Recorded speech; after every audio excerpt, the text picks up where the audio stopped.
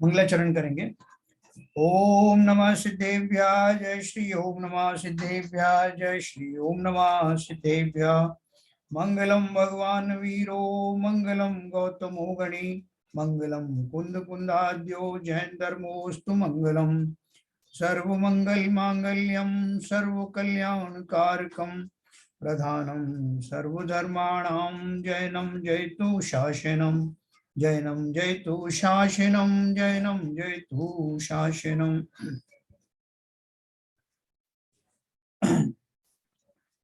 तो हम पढ़ रहे हैं पुरुषार्थ सिद्धोपाय नाम का ग्रंथ। अनुपम ग्रंथ है, आचार्य अमृतचंद्र द्वारा लिखा हुआ है। और इसमें जो विशेष रूप से चरणान योग का ग्रंथ है, पंडित टोडरमल जी ने इसकी टीका लिखी है। तो कल हमने जो है असत्य के ऊपर में असत्य के भेद हम जान रहे थे। तो 5 पाप हैं, 5 में से हमने सबसे पहले हिंसा पढ़ा, उसके बाद हिंसा के बाद झूठ। झूठ का अर्थ असत्य भी होता है, और असत्य के जो है कुछ भेद इसमें अलग से बताए गए हैं। वो थोड़े जो प्रैक्टिकल वाले जो हैं वो भेद उन्होंने बताए, तो अपन उनको पढ़ेंगे और अपने जीवन से जितना ज्यादा जो असत्य हट हो सकता है दूर, उतना असत्य हटाने की कोशिश करेंगे। तो यहाँ पर इन्होंने दिया था कल, असत्य का पहला भेद हमने पढ़ा था, गाथा नंबर ये 91 में पढ़ा था हमने, और उसके बाद 92 में भी वही बात लिखी थी। मैं आपको शेयर करता हूँ स्क्रीन।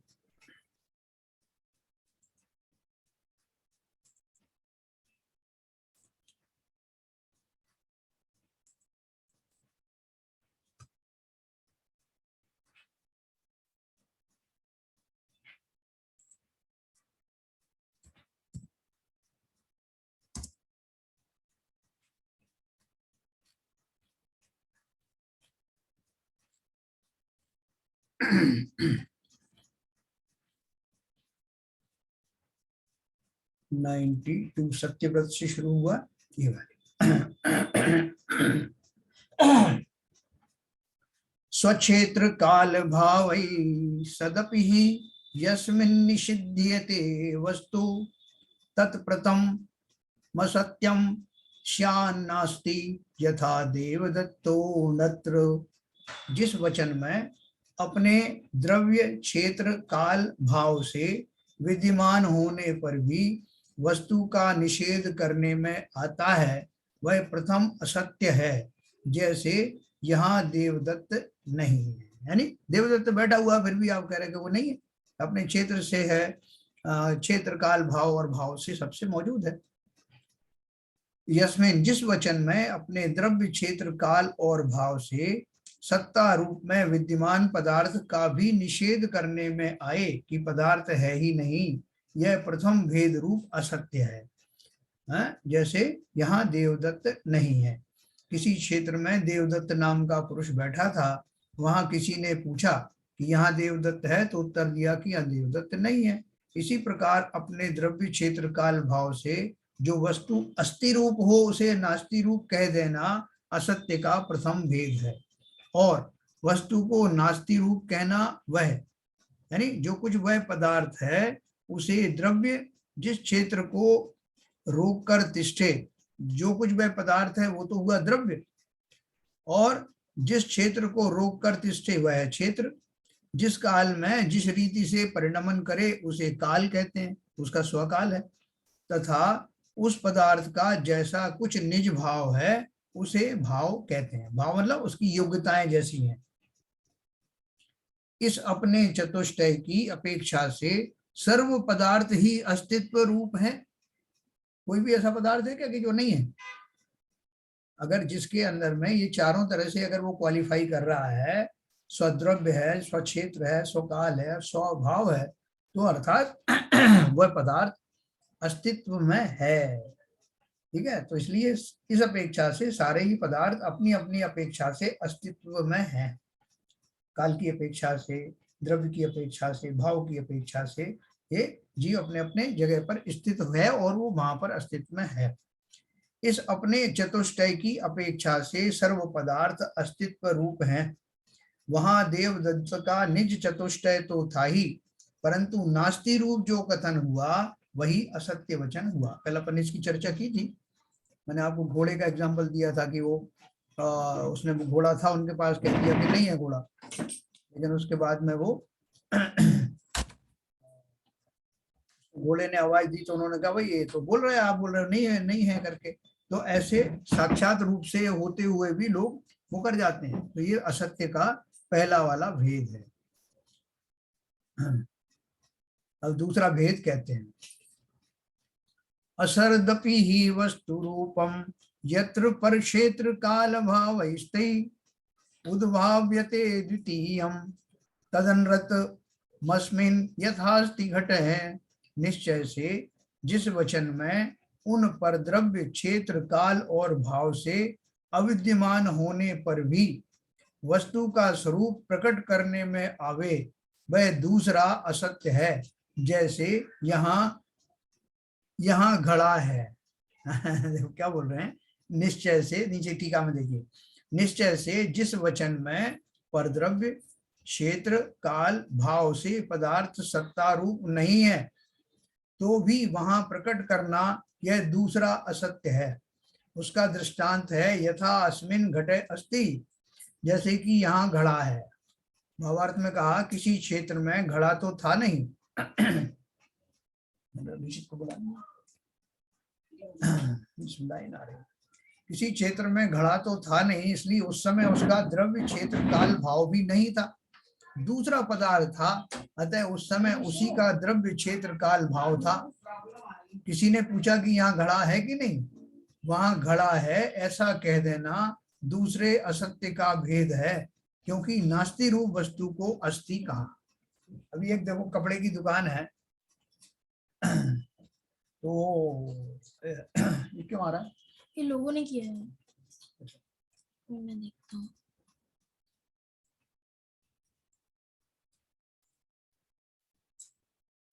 में था नहीं तो देखो इसका उदाहरण क्या है कि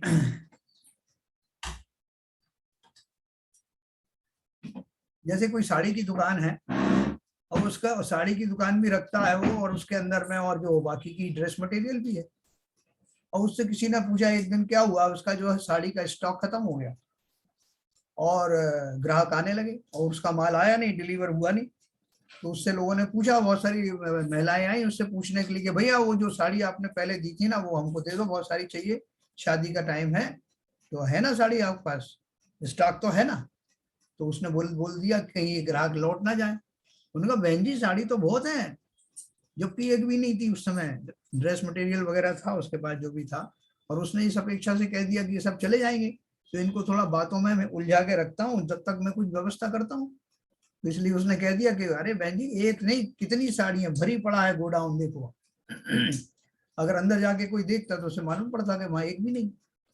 तो किसी अपेक्षा से उसने, अपेक्षा क्या उसका स्वार्थ था, जिसलिए उसने जो वस्तु नहीं थी उसका भी अस्तित्व बता दिया। उसने सोचा इनको कह दूंगा कि थोड़ा एक काम करके जाओ, जब तक आ रहा है ट्रक आ रहा है जो भी है, ऐसा करके। तो जो वस्तु नहीं है उसको अस्थि रूप से कहना यह भी असत्य है, और यह असत्य का दूसरा भेद है। ये अपन पूरा पढ़ लेते हैं, फिर देखेंगे उसमें क्या क्या अपन डिस्कस करेंगे। आगे तीसरा भेद कहते हैं, वस्तु सदपि स्वरूपात् पर रूपेणाभि दीयते यस्मिन् अनृतमिदं च तृतीयं विज्ञेयं गौरिति यथा डश्व है। और जिस वचन में अपने चतुष्टय से विद्यमान होने पर भी पदार्थ अन्य स्वरूप से कहने में आता है, उसे इदम यानी यह, तृतीयम अनृतम यानी तीसरा असत्य जानो। जैसे बैल को घोड़ा है ऐसा कह देना। मैंने आपको कहानी सुनाई थी ना, वो पंडित जी वो गाय के बछड़े को लेके जा रहे थे और ठगों ने उसको बोल दिया कि ये तो कुत्ते का बच्चा है, और 4-5 ठगों ने मिलकर कहा, तो पंडित जी को भ्रम हो गया, उन्होंने उसे छोड़ दिया, और वो यही चाहते थे। तो किसी कारण से जो वस्तु जैसी है नहीं उसको वैसा कह देना, ये तीसरे प्रकार का असत्य है। जिस वचन में यद्यपि पदार्थ अपने चतुष्टय में विद्यमान है, तथापि उस पदार्थ को अन्य पदार्थ रूप से कथन किया जाए तो उसे तीसरा असत्य जानो। उसका उदाहरण है जैसे बैल को घोड़ा कहना। ठीक है, भावार्थ में देखिए, किसी क्षेत्र में बैल अपने चतुष्टय में स्थित था, मतलब बैल तो अपने फुल फॉर्म में था, फुल फ्लेज था ही। वहां किसी ने पूछा कि यहाँ क्या है, तो उसने ऐसा कहने में आया कि यहाँ घोड़ा है। और क्या घुड़साल में गया कोई व्यक्ति घोड़ा देखने, घोड़ा पसंद करने, और घोड़ा था नहीं उस पास, एक बैल बंधा हुआ था। तो किसी ने बोला भाई साहब यहाँ पे वो घोड़ा है क्या? तो उसने कहा हाँ है ना घोड़ा। तो कहाँ है? ये बंधा हुआ है। और उन्होंने सोचा कि अंधेरा है, ये ठीक से देख नहीं पाएगा, तो इसको बोलकर शांत कर दूंगा, फिर बाद में कल घोड़े का इंतजाम कर दूंगा। तो बोल रहे हैं कि सर्व रूप से, सर्वांगीण रूप से वहां बैल मौजूद था और उसको उसने घोड़ा कह करके बताया। यह असत्य का तीसरा भेद है, वस्तु को अन्य रूप कहना, जैसी वस्तु है वैसा ना कह करके और उसको अलग ढंग से कहना। धर्म के रूप में भी ऐसा ही है, ये तो व्यवहार से बता रहे हैं कि जैसा धर्म है, धर्म का जैसा स्वरूप है उससे उल्टा बताना। शरीर आत्मा नहीं है उसको आत्मा कह देना, उसको जीव कह देना, और आत्मा को जड़ कह देना। इस तरह के जो भ्रांतियां लोगों में फैला देना। जिन जिन धर्मों से, जिन जिन बातों से धर्म सही पलता नहीं है, उनको धर्म का स्वरूप कह देना। तो ये तीसरा प्रकार का भेद हुआ।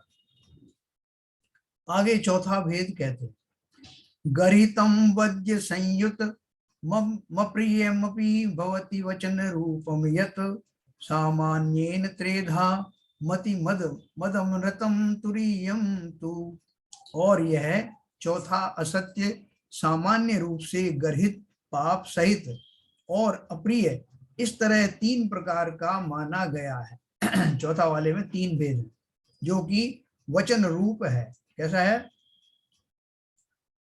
यह चौथा असत्य का भेद तीन प्रकार का है।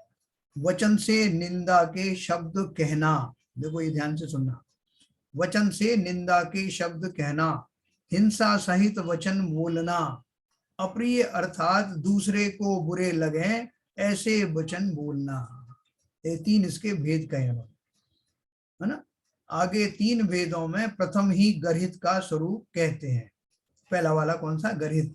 गर्हित माने पाप सहित। तो देखो पहला वाला क्या बताया, पैशून्य महासगर्भम कर्कश मसम अंज मसमज्जल मसमज्जसम प्रलपितम च अन्यदपि यदुत्सूत्रम तत्सर्वम गरितम गदितम। दुष्टता अथवा निंदा रूप, हास्य वाला, कठोर, मिथ्या सिद्धांत वाला और प्रलाप रूपम यानी बकवास तथा और भी जो शास्त्र विरुद्ध वचन है वह सभी निंद्य वचन कहे गए हैं। देखो निंद्य वचन की कितनी बड़ी डेफिनेशन है। दुष्टता अथवा निंदा रूप हास्य वाला, किसी की मजाक उड़ा रहे हैं इस भाव से, वो निंदा उसकी करने के भाव से, या कर्कश बोलना, कठोर मिथ्या श्रद्धान वाला, और प्रलाप रूपम व्यर्थ बकवास कर रहा है, वो ये तो यूं गप्पे ठोक रहा है, बोलते हैं ना बोलचाल की भाषा, तो बकवास करना, तथा और भी जो शास्त्र विरुद्ध वचन है वह सभी निंद्य वचन कहे गए हैं।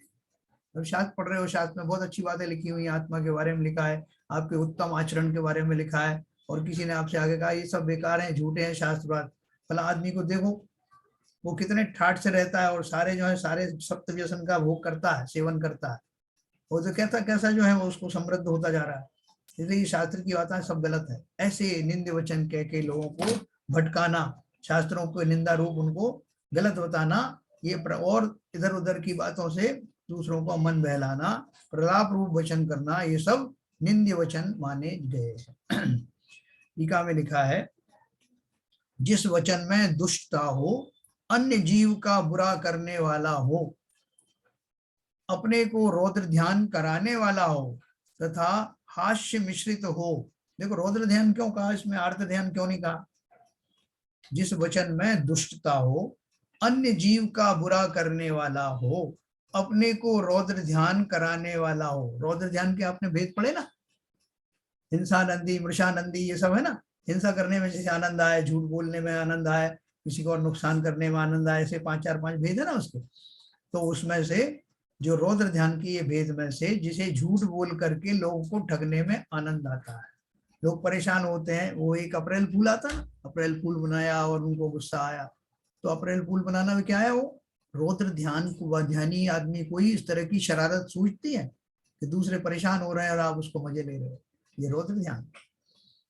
तो अपने को रौद्र ध्यान कराने वाला, नेचुरली जिस वचन में दुष्टता हो, अन्य जीव का बुरा करने वाला हो, अपने को रौद्र ध्यान कराने वाला हो तथा हास्य मिश्रित हो, दूसरे जीव का मर्म छेदक हो, स्वयं को प्रमाद कारक हो। प्रमाद कारक क्यों है? क्योंकि मैंने सच्ची को जानी नहीं, सच्ची बात जानी नहीं, उसकी कोशिश की नहीं, जो मुंह में आया, जो मेरी समझ में आया, उसके हिसाब से लोगों का अनादर करना शुरू कर दिया, उनके बारे में गलत बोलना शुरू कर दिया। अपने को रौद्र ध्यान कराने वाला हो, हास्य मिश्रित हो, दूसरे जीव का मर्म छेदक हो, स्वयं को प्रमाद कारक हो, कर्कश कठोर हो, अर्थात सुनने में बुरा लगे, असमंजस मिथ्या श्रद्धा कराने वाला हो और अप्रमाण रूप हो तथा अन्य भी शास्त्र विरुद्ध वचन गर्हित वचन में गर्भित समझना। हाँ, देखो इसमें एक और विशेष बात क्या कही है कि अपन जो वचन कहते हैं ना, वो 2 तरह से हो सकते हैं। एक तो पीठ पीछे किसी की बुराई करना, तो वो निंदा में आ जाता है, और एक ये कि सामने सामने बोलना और ऐसे वचन बोलना कि उसके मर्म को भेद दे। दोनों प्रकार के ही ये वचन, जिसमें इसमें दुष्टताएं भरी हुई हैं, दूसरे को अप्रसन्न करने वाले हैं, इसलिए ये इस श्रेणी में के असत्य में आता है। आगे अवध्य संयुक्त असत्य का स्वरूप लिखते हैं। जो दूसरा, चौथे नंबर का जो असत्य है, उसका पहला भेद मैंने आपको बताया, उसका दूसरा भेद है अवध्य संयुक्त। उसका अर्थ मैं आपको बताता हूं। छेदन भेदन मारण कर्षण वाणिज्य चौर्य वचनादि तत्सावध्यम यस्मात् प्राणि प्राणिबधाद्या प्रवृत्तने। जो छेदन, भेदन, मारण, शोषण, व्यापार या चोरी आदि के वचन हैं, वे सब पाप युक्त वचन हैं। छेदन यानी दूसरे जीवों को छेदने के, भेदने के, मारने के, शोषण करने के, व्यापार या चोरी आदि के वचन हैं, वे सब सावध्य पाप युक्त वचन हैं। सावध्य माने पाप युक्त वचन है, क्योंकि वह प्राणी वशवाद्या, प्राणी बधाद्या यानी प्राणी हिंसा आदि पाप रूप प्रवर्तन करते हैं। उनसे प्राणियों के, जैसे देखो किसी की आप चोरी करते हो तो उसका धन जाता है तो उसको बड़ा कष्ट होता है। बहुत सारे जीवों को ऐसे ही लगता है जैसे उनके प्राण चले गए हो। इसलिए धन को एक प्राण का विपत की, धन को प्राण का स्वरूप भी कहा कि धन एक जीवों का प्राण है, इस अपेक्षा से कहा।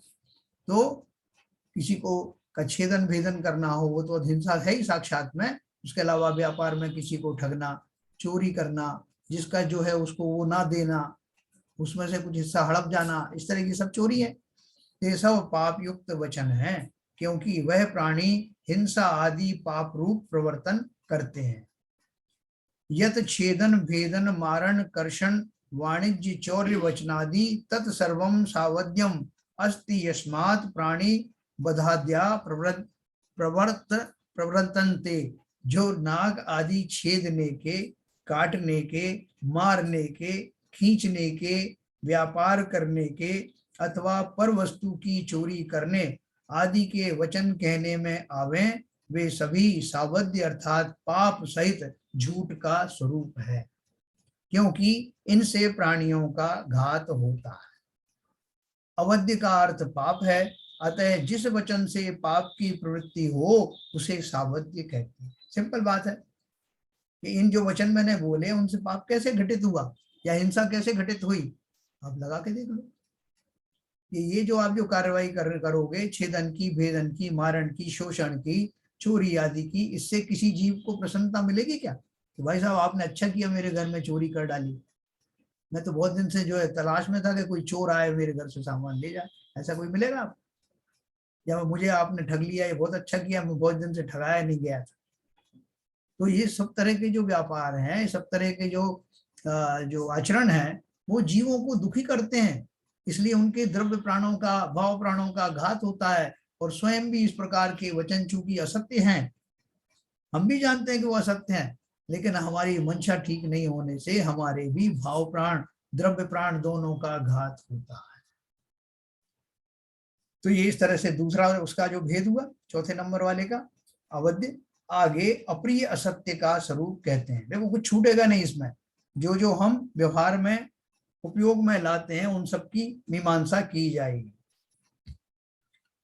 अरतिकरम, भीतिकरम, खेदकरम, वैर शोक कलह करम, यद परम पिताप करम, परस्य तत्सर्वम प्रियम ज्ञेयम। जो वचन दूसरे जीव को अप्रीतिकारक, भयकारक, खेदकारक, वैर शोक तथा कलह कारक हो, और जो अन्य जो भी संताप कारक हो, वह सर्व ही अप्रिय जानना चाहिए, है ना। देखो टीका में भी लिखा है, जो वचन दूसरों को अरति करने वाला अर्थात बुरा लगने वाला हो, भय उत्पन्न करने वाला हो, खेद उत्पन्न करने वाला हो, तथा वैर शोक और कलह करने वाला हो, तथा और भी अनेक प्रकार के दुख उत्पन्न करने वाला हो, वह सभी वचन अप्रिय झूठ का भेद है। अप्रिय तो सीधा सीधा दिख रहा है ना, इसका नाम जो अप्रिय दिया है, अप्रीतिकारक। जो वचन दूसरे जीव को अप्रीतिकारक हो, भय कारक हो, खेद कारक हो, वैर शोक तथा कलह कारक हो, और भी तरह तरह से संताप कारक हो, वह सर्व ही अप्रिय जानना चाहिए। अपन इसलिए बोलते हैं हित मित प्रिय वचन बोलो। इसमें सब कुछ आ गया 3 शब्दों में। जो प्राणी मात्र का हित करने वाले हों, और कम से कम शब्दों में उनको वो अपनी बात कहने योग्य हो। मित का अर्थ मित्यव्ययी, और हित मित और प्रिय वचन, जो किसी को सताने वाले ना हो, उसको आनंदित ही करें। आनंदित मतलब एक्चुअल में आनंदित, ये नहीं कि छल के द्वारा तो मैं आनंदित कर रहा हूं, अंदर से मेरे भाव खोटे हैं, ऊपर ऊपर से फुसला रहा हूं, ऐसा नहीं, पूरी ईमानदारी के साथ। आगे असत्य वचन में हिंसा का सद्भाव दिखलाते हैं। जो मैंने आपको कहा कि वो हिंसा में सब घटित हो जाते हैं, तो कैसे होते हैं? सर्व इसमिन्नप्य इसमिन् प्रमत्त योगैहि कहेतु कथनम यत् अनृत वचनेडपि तस्मान्नियतम हिंसा समोतरति। चूंकि सभी वचनों में प्रमाद सहित योग ही एक हेतु कहने में आया। जितने भी वचन की बात करी उसमें हर एक जगह पे प्रमाद को ऐड कर दिया गया, है ना। इसलिए असत्य वचन में भी हिंसा निश्चित रूप से आती है। देखो हमने प्रमाद का जो स्वरूप समझा था ना, प्रमाद के बहुत सारे भेद हैं, वो भी मैं आपको बताऊंगा। इसमें से हम प्रमाद का अर्थ हम क्या लगाते हैं कि असावधानी, स्वरूप की असावधानी, एक तो ये चीज हो गई। दूसरा, वस्तु जैसी है, जैसा उसको कहा जाना है वैसा ना कहकर अन्यथा कहना, या मन में अपनी मंशा कुछ और रखना, और सत्य रूप में ना तो उसे जानना ना सत्य कहने का साहस करना, ये सब प्रमाद के ही भेद हैं। और प्रमाद जो है हिंसा, प्रमाद जो है कषाय, प्रमाद और कषाय मिल करके ये कर्मों का संयोग बनते हैं, आपकी स्थिति बनती है कर्मों की। इसलिए ये सब कर्म बंध जो आश्रम के जो भेद हैं उनमें प्रमाद भी प्रमुख है। और यहाँ भी आपका प्रमाद चूंकि वचनों में भी आ रहा है, ना तो सत्य वचन बोलने का साहस कर रहे हो, ना सच्चाई जानने की कोशिश कर रहे हो, जो जैसा है उसको जानते हुए भी मान नहीं रहे हो। वैसे तो बड़ा अच्छा भला आदमी है, लेकिन आपको उसको गाली कहना है, उसको डांटना है, अपना कुछ काम निकलवाना है, तो आप उसको गुण को अवगुण कहे अयान हो, है। जो गुण है उसे नहीं कहना, और जो दुर्गुण नहीं है उनको कहना। इन सारे व्यापारों के द्वारा हम जो प्रमाद जनित आश्रव कर रहे हैं, निश्चित ही उनसे हिंसा वाले कर्म का बंध होता है। ठीक है, तो देखो इसका ध्यान रखना। इसलिए उन्होंने लिखा है इन सभी प्रकार के झूठ वचनों में प्रमाद योग ही कारण है। इसलिए झूठ वचन बोलने में हिंसा अवश्य ही होती है, कारण कि हिंसा प्रमाद से ही होती है। प्रमाद के बिना हिंसा नहीं होती। अपन देख रहे हैं ना, मुनिराज जो ईर्य समिति का पालन करते हैं तो उनके पैर के नीचे कोई जीव आके मर भी जाए तो उन्हें दोष क्यों नहीं लगता? क्योंकि वो अपने न केवल स्वरूप में सावधान है बल्कि उस समय व्यवहार से अपने शरीर की क्रियाओं के प्रति भी सजग हैं कि कोई जीव मर ना जाए, पूरा देखभाल के चल रहे हैं। तो अगर वो ना चले तो प्रमाद का दोष लगे, असावधानी का दोष लगे, अयत्नाचार का दोष लगे और कर्म का बंध अवश्य होता है। इसलिए बोल रहे हैं कि जब भी हमारी हिंसा से कोई बंद होता है तो उसमें प्रमाद का मुख्य रोल है। हम वस्तुएं साफ सुथरी नहीं करते ना, जैसे मैंने कल बताया आपको कि गैस का चूल्हा यूं जला दिया बिना झाड़े फूके, शाम को बर्तन इकट्ठे किए, उनको मांझ मूंझ के साफ नहीं किया, कितने जीव आ जाते हैं, मर जाते हैं, काकरोच पैदा हो गए, सब हो गया, पानी भरा हुआ है बर्तन में, कितने जो मच्छर मर जाते हैं, चींटी मर जाती हैं।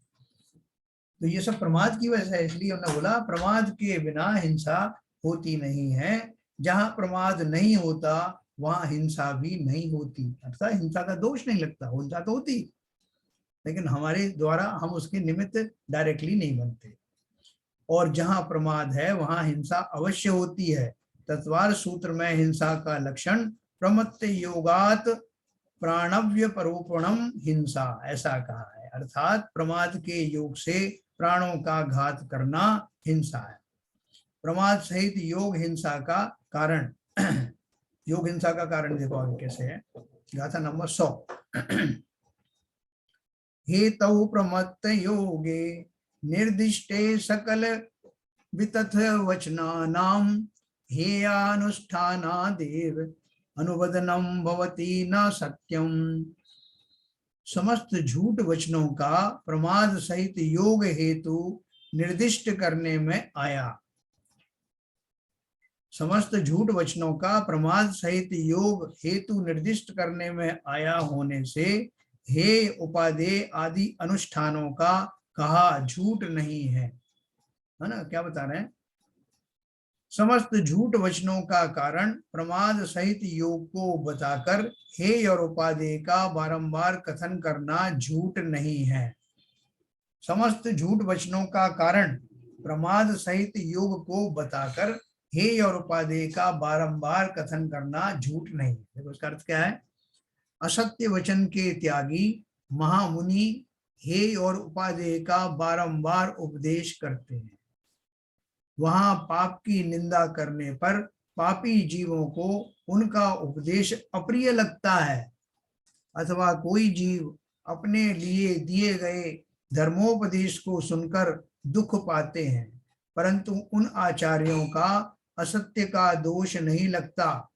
उन आचार्यों को असत्य का दोष नहीं लगता क्योंकि उनके वचन प्रमाद या कषाय गर्भित नहीं है।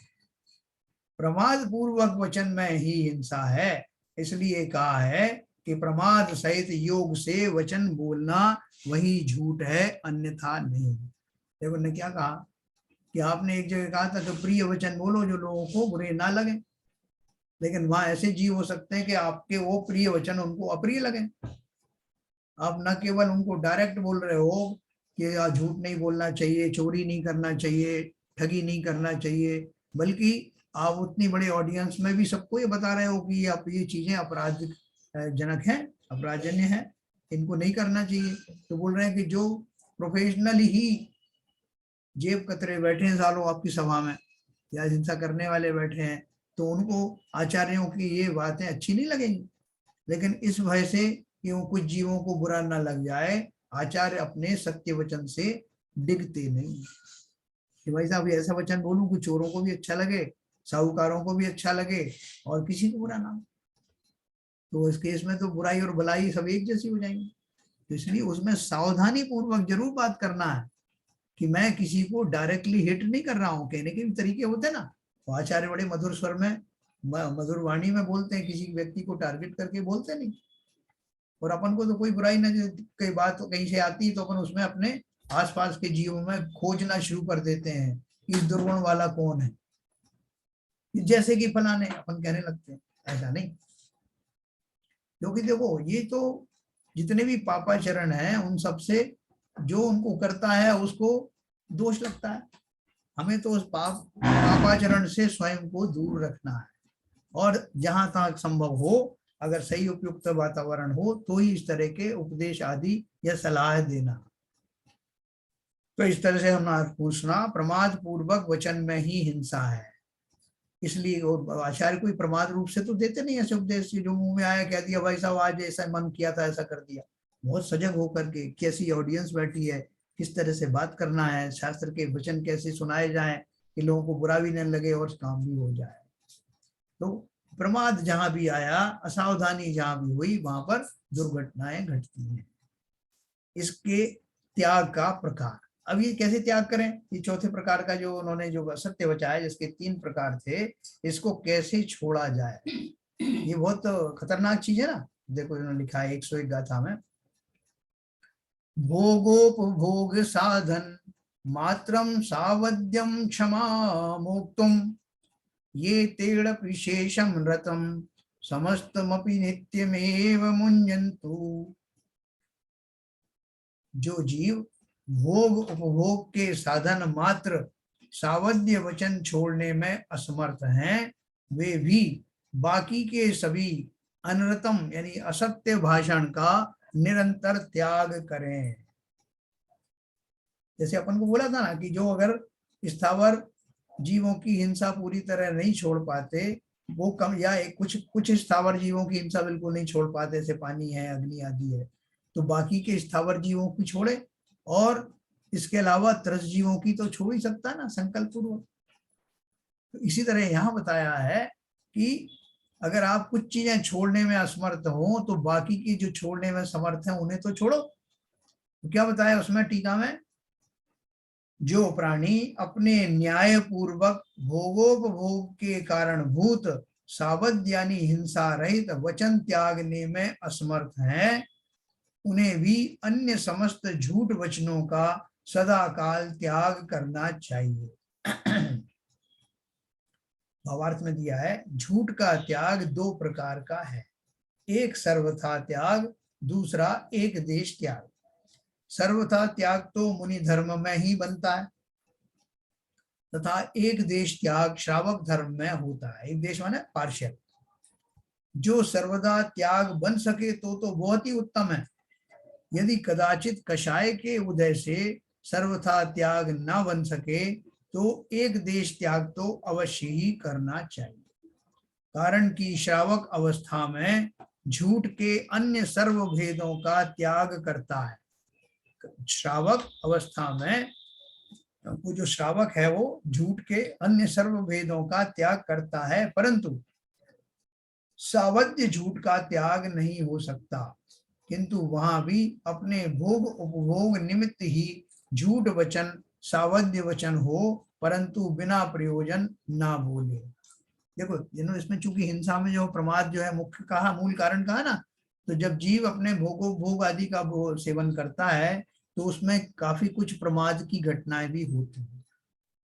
जो कामादि विकार होते हैं, कामादि की पूर्ति होती है, धनोपार्जन की पूर्ति होती है, या भोजन आदि करने होते हैं, उसमें कुछ हिंसाएं अवश्य होती है, जिसमें प्रमाद का वो जो है बहुत ज्यादा रोल है। तो कह रहे हैं कि उसमें भी नियम से जितना आप सतर्कता पूर्वक कर सकते हो, निश्चित रूप से हिंसाएं होती हैं, भोजन आदि में भी होती हैं। आपके पेट के अंदर में कितने कीड़े मकोड़े होते हैं, कभी आपने वो जो और खा लिया उनको डाइजेस्ट करने के लिए, तो वो सब जीव मरते हैं, या काम आदि के सेवन में जीवों की हिंसा होती है। तो जितना आप उन सब के प्रति सतर्क रहेंगे, उतना उतना उन भोगों का परिमाण आप कम हो जाएगा, कम करने लगोगे, सावधानी पूर्वक करने लगोगे, सात्विक भोजन आदि का ग्रहण करने लगोगे। सब एक दूसरे से कनेक्टेड है।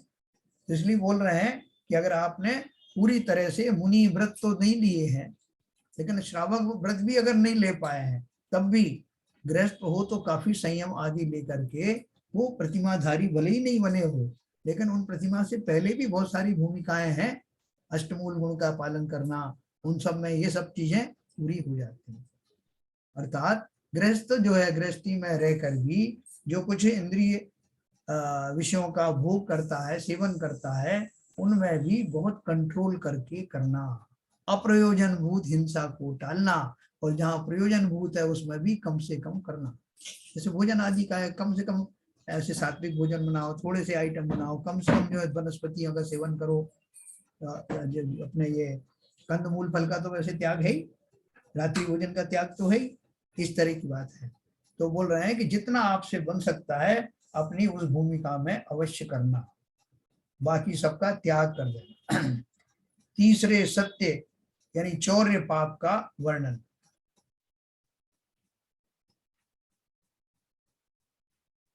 हिंसा, झूठ, चोरी और कुशील है ना। तो इसमें चौर्य का अर्थ देखो क्या है। तीसरे सत्य पाप का वर्णन। अवितीर्णस्य ग्रहणम परिग्रहस्य प्रमत्त योगाद्यात् तत्प्रत्ययम स्तेयम सैव च हिंसा बदस्य हेतुत्वात्। जो प्रमाद कषाय के योग से बिना दिए स्वर्ण वस्त्रादि परिग्रह का ग्रहण करना, उसे चोरी जानना चाहिए। हिंसा, झूठ, चोरी, कुशील, परिग्रह, 5 पाप है ना। तो अपन ने हिंसा और झूठ के बारे में पढ़ा। अब पढ़ रहे हैं तीसरे चौर्यवा यानी चोरी वाले का स्वरूप पढ़ेंगे। चोरी का स्वरूप क्या होता है, चोरी किसे कहते हैं। जो प्रमत्त योगात यानी प्रमाद कषाय के योग से बिना दिए स्वर्ण वस्त्रादि परिग्रह का ग्रहण करना है, उसे चोरी जानना चाहिए। किसी ने दिया नहीं आपको, आपने जबरदस्ती उसको ग्रहण कर लिया, तो सब चोरी के उसमें आएगा। और वही वध का कारण होने से हिंसा है ना। वध का कारण होने से कैसा, नीचे बताया उन्होंने। प्रमाद के योग से बिना दिए हुए स्वर्ण वस्त्रादि परिग्रह का ग्रहण करना चोरी कहलाता है। स्वर्णाधिक वस्तु को स्वामी की आज्ञा के बिना चुरा लेना, भुला लेना, पड़ी हुई उठा लेना, जबरदस्ती ले लेना अथवा जिस तिस प्रकार बिना दिए ले लेना चोरी है। और वही चोरी हिंसा है, क्योंकि अपने तथा परजीव के प्राणघात का कारण है। आपने चोरी की तो चोरी के भाव आते ही अपनी स्वयं की भाव हिंसा हो गई। शरीर में उस तरह के जो है वो केमिकल चेंजेस भी होने शुरू हो जाते हैं जब आप चोरी का प्लान करते हो, किसी को ठगने का प्लान करते हो, किसी का धन हड़पने का प्लान करते हो, तो उस समय जो आपके योग हैं वो चंचल हो जाते हैं, उस रूप के हो जाते हैं जिनसे चोरी के निमित्त से होने वाले पापों का बंध होता है। तो इसलिए बोल रहे हैं वही चोर दूसरे जीव को जब उसका पता लगता घटना की कि मेरा इतना इतना सामान चुरा लिया गया, तो उसको उसके द्रव्य प्राणों की हिंसा और निमित्त से भाव प्राणों की हिंसा अवश्य ही होती है। इसलिए नुकसान ही नुकसान है, उस चोरी का फायदा कुछ नहीं है। और वो धन भी जो है उसमें शास्त्रों में आया कि ज्यादा से ज्यादा ऐसा चोरी का धन कितने भाव तक आपके साथ रह सकता, और उसके बाद में नियम से वो उसको आपको दुर्गति का कारण बनेगा और धन तो जाएगा सो अलग। अपने को चोरी करने का भाव हुआ, वह भाव हिंसा है। और जो कोई अपने को चोर जान ले तो प्राणों का वियोग करे, वही द्रव्य हिंसा है। चोर को पकड़ करके लोग मार डालते हैं, जब तक पकड़ में नहीं आए तब तक ये लोग तो ऐसा भीड़ में भी मार डालते हैं उसको, भले एक ब्रेड की उसने चोरी की हो, लेकिन जो लोगों में इतनी क्रूरता होती है कि उसको मार मार के खत्म कर देते हैं। एक जरा सी चीज वो भूखा था उसकी चोरी की उसने। तो चोरी हर तरह से वर्जित ही है। जैसे मैंने खाली आपको उदाहरण दिया, तो वो ये बोल रहे हैं कि और जो ऐसी हिंसा करता है उस चोर के प्रति, वो भी और जिसने चोरी की वो भी, दोनों ही हिंसा के दोषी। अपने को चोरी करने का भाव हुआ, वह भाव हिंसा है। और जो कोई अपने को चोर जान ले तो प्राणों का वियोग करे, वही द्रव्य हिंसा है। प्राणों का वियोग किसका होगा, या तो वही सुसाइड कर लेगा, बहुत सारा धन का लोग, धन चला जाए उसको तो उस गम में आकर के, इतना कर्जदार था, सुसाइड कर लिया, या इस जीव को मार दिया जिसने की जो है चोरी की। तो इस तरह से उसमें द्रव्य हिंसा का कहीं ना कहीं पर काम आता है। तथा जिस जीव की वस्तु चोरी गई हो, उसे जो अंतरंग पीड़ा हुई, वही उसकी भाव हिंसा है। और उस वस्तु के निमित्त से उस जीव के द्रव्य प्राण पुष्ट थे, उन पुष्ट प्राणों के नाश होने से उसके द्रव्य प्राण पीड़ित हुए, वही उसकी द्रव्य हिंसा है। इस प्रकार चोरी करने से चोरी करने वाले की तथा जिसकी चोरी हुई है उसकी द्रव्य और भाव दोनों प्रकार की हिंसाएं होती हैं, है ना। दोनों पार्टियों को कष्ट हो सकता है, होता ही है। दोनों के ही भाव प्राण और द्रव्य प्राणों की हिंसा होती है। अब देखिए, चोरी प्रकट रूप से हिंसा है, पहले हल्के रूप से बताया, अब वो बता रहे हैं कि साक्षात हिंसा ही है। अर्था नाम य एते प्राणा एते वैश्वरा पुंसाम हरति सतस्य प्राणान यो यस्य जनो हरत्यर्थान। यो मनुष्य जिस जीव के पदार्थों अथवा धन को हर लेता है, वह मनुष्य उस जीव के प्राणों को ही हर लेता है, क्योंकि जगत में जो यह धनादि पदार्थ प्रसिद्ध हैं वे सभी मनुष्यों के बाह्य प्राण हैं। जीव बहुत दुखी हो जाता है, उसका धन चला जाए, जितना उसने एक्सपेक्ट किया था उसका, उसको धन व्यापार आदि में उसको घाटा हो जाए, और या किसी के द्वारा ले लिया जाए कि कोई ठग जाए, तो उसको जो दोष जो कष्ट होता है वो ऐसा ही होता है जैसे आपके कोई अंग निकाल दिए हो, आपको मारा पीटा गया हो, आपके ऑलमोस्ट आपको अधमरा कर दिया गया हो, ऐसा ही उसको भाव आता है। इसलिए उसको धन को जीवों का प्राण कहा गया है, जीव के प्राणों को हर लेता है, क्योंकि जगत में यह धनादि पदार्थ प्रसिद्ध हैं, वे सभी मनुष्यों के बाह्य प्राण हैं। ये एते अर्थानाम एते पुंसाम वैश्वरा प्राणाः सन्ति यस्मात् यह जने यस्य अर्थान हरति सा तस्य प्राणान हरति। यह जो भी पदार्थ हैं वह मनुष्य के बाह्य प्राण हैं। इसलिए जो जीव जिस किसी का धन हरण कर लेता है, चुरा लेता है, वह उसके प्राणों का ही हरण कर लेता है। भावार्थ है, धन धान्य संपत्ति बैल घोड़ा दास दासी घर जमीन पुत्र स्त्री वस्त्रादि जितने भी पदार्थ जिस जीव के पास हैं उतने ही उसके बाह्य प्राण हैं। हाँ, चक्रवर्ती होता ना, चक्रवर्ती के कितनी सेना होती है, क्षौणी सेना होती है, हाथी घोड़े ये वो सब कितने होते हैं, कितनी रिद्धियां होती हैं, कितना धन होता है, कितना स्वर्ण आदि होता है ना। जिस जिसके पास जितना ज्यादा धन होता है वो सब उसके उतने ही प्राण समझ लेना। जितने भी पदार्थ जिस जीव के पास हैं उतने ही उसके बाह्य प्राण हैं। उन पदार्थों में किसी एक भी पदार्थ का नाश होने पर अपने प्राण घात जैसा दुख उत्पन्न होता है, इसलिए पदार्थों को ही प्राण कहा जाता है। जैसे अन्नम वही प्राणा इति वचनात्, अन्न ही प्राण है इस वचन के अनुसार। और बोलते हैं ना वसों को, बहुत सारे लोग जब भोजन करने बैठते हैं तो थाली के हाथ जोड़ते हैं। क्यों जोड़ते हैं? उनके पीछे भाव होता है कि अन्न देवता हैं, या इनके कारण ही मेरी जो शुदा है उसकी शांति होती है, इसलिए ये तो मेरे साक्षात प्राण है। अन्न का कीड़ा कहा जाता है कई बार लोगों को, अर्थात वो अन्न के बिना नहीं रह सकते, तो उनको बोलते हैं अन्न जो है जीवों का प्राण। तो जिस तरह से वो उपचार से अन्न को प्राण कहा जीव का, उसी प्रकार से धन को भी उपचार से जीवों का प्राण कहा जाता है। और उसके द्वारा किसी के द्वारा वो धन चुराए जाने पर या ठगने पर उस व्यक्ति को ऐसा ही दुख होता है जैसे उसके प्राण ही निकल गए हैं। बहुत सारे लोग करते हैं सर। अभी जो आजकल वो जो चल रहा है साइबर कैफे, साइबर जो क्राइम चल रहे हैं, उसमें कितने जीवों के लाखों रुपए एक साथ चले गए। गाड़ी कमाई उनकी, सैलरीड पर्सन, बहुत सारे लोग जो इतने उसमें चले गए, डिप्रेशन में चले गए। तो जानबूझ करके किसी को इस तरह की हानि नहीं पहुंचाना, जिसका जो है उसको देना।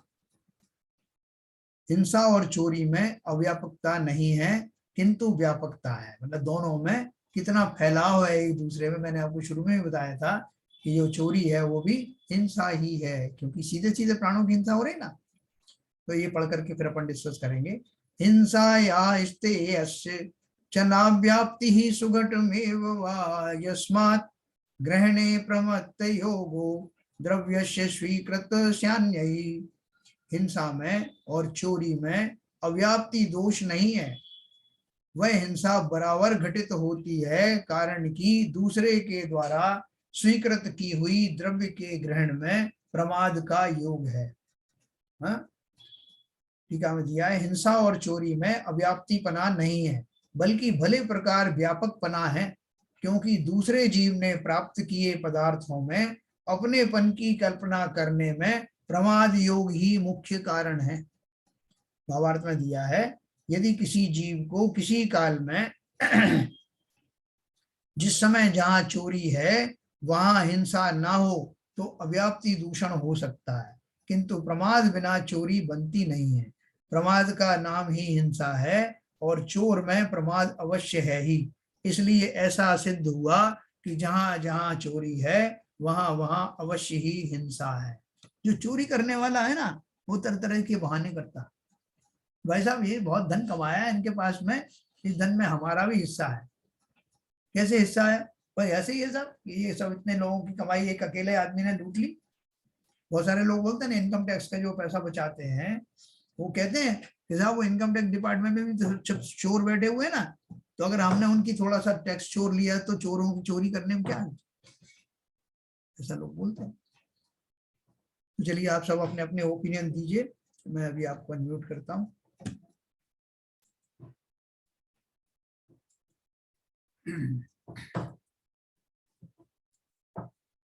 हाँ सर, सबको समझ में आ रहा है?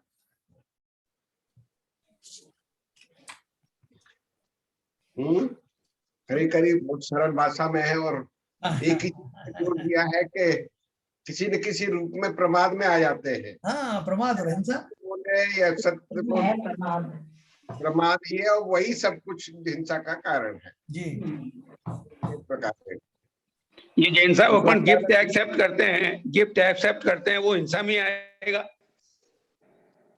देखिए ऐसा है कि दो तरह की गिफ्ट हो सकती हैं। एक तो गिफ्ट ऐसी होती है कि कुछ लोग बिल्कुल निर्विकार भाव से आपको देते हैं, उनको आपसे कुछ एक्सपेक्टेशन नहीं है, वो खुश हुए और आपको दिया, या अपन गरीब हैं तो अपने को किसी बहाने से कुछ पहुंच जाए धन इस अपेक्षा से गिफ्ट दिया, या जो है आपस में रिश्तेदारी में होता है कि आपका जन्मदिन हुआ तो उन्होंने दिया, उनका हुआ तो आपने दिया, एक व्यवहार में ऐसा गिफ्ट दी जाती है।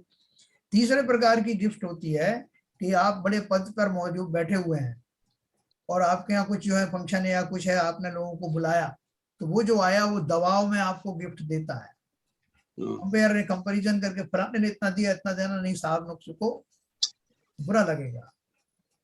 तो वो उस लालच में, उस दबाव में आकर जो गिफ्ट दी जाती है उसमें देने वाले की हिंसा तो है ही है, क्योंकि वो मन से नहीं दे रहा है, और लेने वाला भी ये जान रहा है कि ये गिफ्ट मुझे इसलिए दी गई है कि मैं इस पोजीशन पर हूं, तो उसको एक मान कषाय उसके अंदर है और वो इसलिए अंगीकार कर रहा है, ये देखे बिना कि ये इस लायक था भी कि नहीं, बेचारा पता नहीं कैसे करके दे रहा है, ऐसा उसको करुणा भी नहीं है।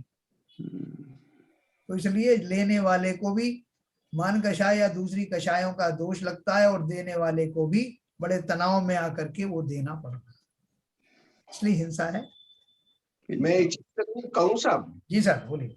कुछ राजनेता अपने आप को जैसे कहीं राजनेताओं को सोने चांदी में तोला जाता है। हाँ। उनके बर्थडे पे या कुछ ऐसा फंक्शन होते हैं। हाँ। करीब ये सब जबरदस्ती का ही मामला होता है। नेचुरली वो कहते हैं ना, शुक्राना, हरजाना और जबराना, इस तरह के होते हैं ना उसके भेद, दी जाती गिफ्ट है ना। तो इस तरह से है, उन्होंने बहुत सारे भेद बना रखे हैं, रिश्वत को भी फेवर करना, गिफ्ट देना, ये सब वो रिश्वत ही तो है। और रिश्वत आदमी क्यों देता है, उसके एक्सपेक्टेशन होते हैं कुछ। तो देखिए सबको समझ में आ रहा होगा। इसमें जो चोरी है ना, देखो चोरी में बहुत सारी बारीकियां हैं जो अपन नहीं जानते। किसी को जो हम वचन कहते हैं, जो कपटपूर्ण वचन कहते हैं, कि एक्चुअल में कुछ और है, हम बड़े, जिसे हम चतुराई कहते हैं, कि हमने चतुराई से उनसे ऐसा कह दिया, और उसमें जो पापाचार लगता है मायाचारी का, वो हिंसा ही है, सीधा सीधा। आपने थोड़ा खुलासा करके बताइए, आपने अच्छी बात बताई है सर। देखो, अपन जब किसी के साथ मायाचारी करते हैं तो मायाचारी करने में क्या है कि जो वस्तु जैसी है उसको वैसा नहीं बताते। हमारे मन में तो उसके प्रति कपट है और हम उसको बड़े मीठा बन करके बोल रहे हैं भैया तू ये कर ले, इसमें तेरा को बहुत लाभ है। तो जिस समय हम ये कह रहे हैं तो हमारे अंदर लोभ कषाय भी है और हम वो वचन को गलत घुमा के कह रहे हैं, इसलिए मायाचारी भी है। तो इनका दोष तो मुझे लगेगा ही लगेगा 100%। और वो जो व्यक्ति है आपकी मायाचारी का जो शिकार बनता है, उसको जब उसे एक्चुअल में उसका कुछ घटित होता है तब उसको लगता है कि मैं ठगा गया हूं, मुझे गलत बोला गया है। तो एक ना एक दिन तो मायाचारी में प्रकट होती है, तब उस जीव का भी जो उसको अपमान होता है उसका। तो कहीं भी किसी भी तरह से दोनों ही पार्टियां दुखी होती हैं। मायाचारी के द्वारा कही जाने वाली बातों से दूसरे जीव को प्रत्यक्ष में परोक्ष में थोड़े दिन बाद उस हिंसा का पता लग जाता है। और स्वयं के भाव मायाचारी रूप हुए तो वो तो हिंसा है ही साक्षात जी। भाव प्राण भी गए और द्रव्य प्राण भी गए। मायाचारी को हमेशा वो सतर्क बना रहता है, किसी को पोल ना खुल जाए कि मैं क्या करना चाहता हूँ। आजकल भाई साहब जैसे बच्चे अपनी चॉइस से अपना लाइफ पार्टनर चुनते हैं और कुछ नहीं बताते हैं, लास्ट टाइम पे बस कहते हैं अब तो हमें इससे शादी करनी है। वो ये भी नहीं सोच पाते हैं कि ये कहने से कि उनके पेरेंट्स के दिल पे क्या बीतेगी। उन्हें मालूम रहता है कि ये उनकी चॉइस नहीं है और हमारे प्रेशर में आके ये करेंगे या ना करेंगे जो कुछ भी है। तो इसकी जरा स्थिति को बताइए क्या होता है। बिल्कुल, इसमें तो स्पष्ट रूप से यह है उस बात को छुपा के रखना अपने प्रिय जनों से, जिन्होंने आपको पाल पोस करके बड़ा किया है, उनसे अपने स्वार्थ के लिए छिपाना जी। ये समय आने पर बताएंगे, अभी नहीं बताना है। प्रेशर की टैक्टिक्स लगाना, ये सारे जो है वो प्रमाद के रूप में ही आता है। इसमें मायाचारी भी है, प्रमाद भी है, लोभ भी है और अपने जो स्वजन है उनको ठगने की वृत्ति भी है। बहुत सारी चीजें इसमें कॉम्प्लिकेटेड है ये पूरा। अब कोई इसमें ये भी कह सकता है कि साहब हमने उनको उस समय नहीं बताया इसलिए कि वो मरणासन अवस्था में थे या रोगी अवस्था में थे, उन्हें मालूम पड़ जाता तो शौक लग जाता उनको, इसलिए हमने उसको जानबूझ करके नहीं बताया। बहुत सारे लोग उसमें वो निकाल सकते हैं संधियां, और कुछ हद तक वो सही भी हो सकती है, ऐसा नहीं है जी। लेकिन इसमें टोटल ओवरऑल लगाना कि ऐसी नौबत ही क्यों आई, क्या आपको इस तरह का काम करने की आवश्यकता कैसे पड़ी, क्या आप उनको कॉन्फिडेंस में पहले से नहीं ले सकते थे, क्या आवश्यक और जरूरी है कि आप उनके जो उनके एक्सपेक्टेशन है उनके विरुद्ध जाते ही रहे, जाना ही जो आपको अच्छा था। ऐसे बहुत सारे जो है उसके भेद होते हैं। हाँ, नहीं बच्चे आजकल जैसे इंटर कास्ट चॉइस कर लेते हैं, उन्हें मालूम है घर में बताएंगे तो हंगामा हो जाएगा, बताओ मत बताओ मत। हाँ। और उसके बाद में खुलासा करते हैं और फिर जबरदस्ती करते हैं। देखो इस मामले में अपन जो अब अगर आज की बात अपन करें तो पेरेंट्स को भी थोड़ा सा चतुर हो जाना चाहिए। चतुर मतलब आजकल क्या है कि बहुत सारे लोग ये मान के चलते हैं कि ऐसा भी घटना घटित हो सकती है कि बच्चे अपनी मर्जी से शादी कर ले। हाँ, आजकल ज्यादातर ऐसा होता ही है। हाँ, और हमको तभी बताएंगे कि जब जो है मंडप में जाने का समय हो जाए। जी। तो अगर अपन पहले से तैयार रहें, तो आजकल बहुत चतुर लोग जो है समझने लगे इस बात को, वो पहले से कह देते हैं बच्चों को, देखो बेटा अपनी पसंद से जो भी करना है कर लो, हमें बता देना, हम वहां आपकी अरेंज कर देंगे। जी। ये एक समझदारी है, क्योंकि युग को पहचानना किस तरह की हवा चल रही है। जी। बहुत सारे लोग अपने बच्चों के मित्र जैसे जो हैं वो हो जाते हैं, लेकिन कई पेरेंट्स बहुत रिजिड होते हैं, वो मानने को तैयार ही नहीं होते। तो उसमें होता है फिर ये मर्सी के किलिंग, क्या बोलते हैं उसको, ऑनर के क्या होता है, ऑनर किलिंग होती है। हाँ, वो उसके देखो नुकसान है। हमें जिस तरह की जो चल रहे हैं वातावरण उसको आत्मसात करना चाहिए। जी। हिंसा का कारण है वो। हाँ, उनको पहचानोगे, उनको दोनों छिपाने की जरूरत ही ना पड़े, उनके दोस्त बन के रहो ना। जी। जी। और उनको आप सलाह भी दोगे, ढंग की सलाह दोगे तो ज्यादातर लोग अब दोस्त बन के फ्लेक्सिबिलिटी रखते ही हैं, लेकिन कुछ लोग अभी भी ऐसे रिजिड रह गए हैं, वो किसी तरह मानने को तैयार नहीं है, वो उनको उनसे नुकसान दोनों को, रिलेशन खत्म कर देते हैं। पेरेंट्स को भी नुकसान है और बच्चों को भी नुकसान। जी। तो ये सारी जो प्रैक्टिकल चीजें हैं कि असत्य बोलने की आवश्यकता ही ना पड़े ना। जी। तो ऐसा ध्यान रखना है। वो समझदारी भी कब आती है, जब जीव के उस तरह के पूर्व कर्म का उदय होता है। जी। तो और बताएं सब, किसी को सबको ठीक लग रहा है? टॉपिक तो अच्छा चल रहा है। तो कल अपन जो है इसके बारे में 5 पापों के जब अपन डिटेल में पढ़ रहे हैं जो, और सबसे बड़ी बात कि वो प्रैक्टिकल जो पाप हम लोग करते आ रहे हैं वो अभी भी एकदम बंद तो होंगे नहीं, लेकिन उनमें कमी अवश्य आएगी। उनका भेद जान करके, वो ये भी हिंसा का स्वरूप है, ये भी चोरी का स्वरूप है, तो जीव कहीं ना कहीं अपने ऊपर अंकुश लगाए। और ये अव्याप्ति का दोष जो कहा जो लास्ट में जी हाँ, अव्याप्ति, देखो व्याप्ति का अर्थ मैंने पहले शुरू में ही बता दिया था कि किसी भी तरह का जो कषाय है, किसी भी तरह का जो पाप है, अल्टीमेटली वो हिंसा में ही कन्वर्ट हो जाता है ना। उसके लिए बोल रहा व्याप्ति का मतलब है कि वो हिंसा में पूरी तरह से व्याप्त है। अव्याप्ति क्यों नहीं है वो उसका उन्होंने कथन किया है, वो अपन कल चर्चा करेंगे उसकी। ठीक है सर, चलिए, सबको बढ़िया अच्छा लगा होगा। तो अपन जिनवाणी स्तुति पढ़ते हैं। मिथ्यात्म में नाश वे को, ज्ञान के प्रकाश वे को, आपा परभास वे को, भानु सी बखानी है। छहो द्रव्य जान वे को, बंधु विधि भान वे, स्वरूपी छान वे को, परम प्रमानी है। अनुभव बताए वे जीव के जताए वे को, काहू न सताए वे को, भव्य और आनी है। जहाँ तहाँ तार वे को, पार के उतार वे को, सुख विस्तार वे को, यही जिनवाणी है। हे जिनवाणी भारती तो जपो दिन रैन, जो तेरी शरणा गहे सो पावे सुख चैन। जावाणी के ज्ञान ते सूझे लोकालोक, सो वाणी मस्तक धरूं सदा देत हूँ धो। जिनवाणी माता की जय। नमस्कार।